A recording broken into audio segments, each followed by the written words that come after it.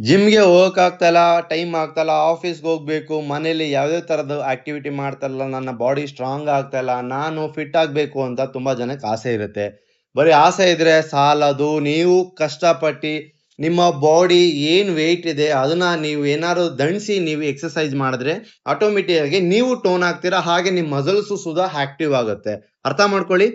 Active ಆಗ್ಬೇಕು ಅಂತ ಹೇಳಿದ್ರೆ ಬೆಳಗಿಂದ ಸಾಯಂಕಾಲ ಗಂಟ ಸುಮ್ನೆ ನಾವು ವಾಕ್ ಮಾಡೋದಾಗಿರ್ಬೋದು, ಆಲೋಚನೆ ಮಾಡೋದಾಗಿರ್ಬೋದು, ನಾನ್ ಡಯಟ್ ಅಲ್ಲಿ ಕ್ಯಾಲೋರಿನ ಕಡಿಮೆ ತಿಂತಾ ಇದ್ದೀನಿ, ಆಗುತ್ತೆ ನನಗೆ 100% ಅನ್ನೋದ್ಕಿಂತ ನಿಮ್ಮ ಶ್ರಮನೂ ಜಾಸ್ತಿ ಇರ್ಬೇಕು.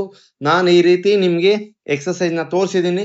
3 4 ರೌಂಡ್ ಈ ಎಕ್ಸರ್ಸೈಜ್ ಮಾಡೋದ್ರಿಂದ ನಿಮ್ ಬಾಡಿ ಟೋನ್ ಆಗುತ್ತೆ, ನಿಮ್ ಕ್ಯಾಲೋರಿ ಹೈ ಬರ್ನಿಂಗ್ ಆಗುತ್ತೆ, ಕಂಪ್ಲೀಟ್ ಬಾಡಿ ನಿಮ್ಗೆ ತುಂಬಾನೇ ಸ್ಟ್ರಾಂಗ್ ಆಗುತ್ತೆ. ಈ ಎಕ್ಸರ್ಸೈಜ್ ಅಲ್ಲಿ ನಿಮ್ಗೆ ಟ್ರೈಸೆಪ್ ಆಗಿರ್ಬೋದು, ಬೈಸೆಪ್ ಆಗಿರ್ಬೋದು, ಅಪ್ಪರ್ ಚೆಸ್ಟ್ ಆಗಿರ್ಬೋದು, ಕೋರ್ ಆಗಿರ್ಬೋದು ಸ್ಟ್ರಾಂಗ್ ಆಗುತ್ತೆ. ಈ 4 ಎಕ್ಸರ್ಸೈಜ್‌ನ 3 4 ರೌಂಡ್ ಮಾಡಿ. 100% ನಿಮ್ಮ ಡಯಟ್ ಅಲ್ಲಿ ಕ್ಯಾಲೋರಿನ ಮೇಂಟೈನ್ ಮಾಡಿ, ಪ್ರೋಟೀನ್ ಹೈ ಮಾಡಿ, ಫೈಬರ್‌ನ ಮೇಂಟೈನ್ ಮಾಡಿ, ಗುಡ್ ಫ್ಯಾಟ್‌ನ ನೀವು ತಗೊಳ್ಳೋದ್ರಿಂದ ಈ ಎಕ್ಸರ್ಸೈಜ್ ಅಲ್ಲಿ ನಿಮ್ಗೆ ಹೈ ಎನರ್ಜಿ ಸಿಗುತ್ತೆ. ನಿಮ್ಗೆ ಈ ವಿಡಿಯೋ ವರ್ಕೌಟ್ ಆಗತ್ತೆ ಅಂದ್ರೆ ಬೇರೆಯವರಿಗೆ ಶೇರ್ ಮಾಡಿ, ನನ್ನನ್ನ ಫಾಲೋ ಮಾಡಿ. Thank you.